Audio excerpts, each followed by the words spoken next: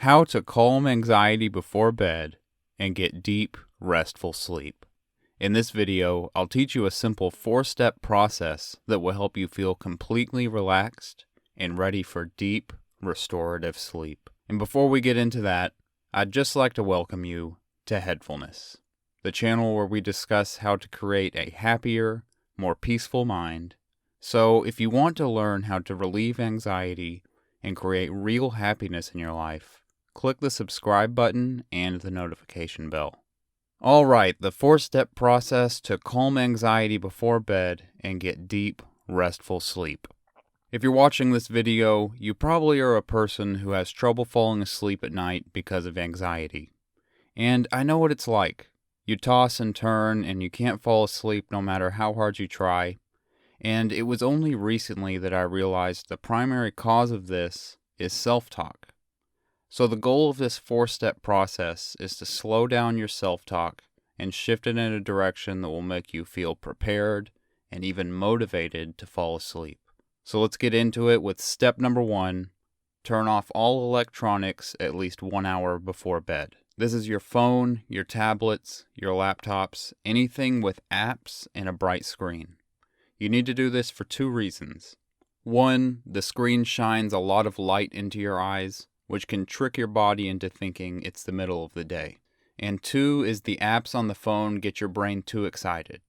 Most apps are designed to make your brain release dopamine, and dopamine is the hormone that makes your brain feel excited, energized, and stimulated. Since our goal is to calm our anxiety and prepare to fall asleep, we want to limit the dopamine as much as possible. So that's step number 1. Step number 2 is mindfulness meditation or bedtime yoga, or both. To slow down your self-talk, it helps to leave the mind for a bit and focus on the body. For meditation, you can use an app like Headspace or find a guided meditation on YouTube. And for bedtime yoga, there's a channel called Yoga with Adriene. I get the best results when I do meditation first and then yoga, but experiment and see what works best for you. And if you don't have the energy for bedtime yoga, the mindfulness meditation will be good enough on its own. Step 3 is brush your teeth and wash your face. This step is often overlooked, but I found it to be one of the most important.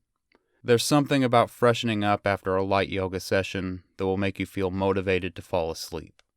The key here is to be very mindful as you brush your teeth and wash your face. Try to feel how the bristles of the toothbrush feel on your teeth. Don't let your thoughts race, and avoid thinking about tomorrow.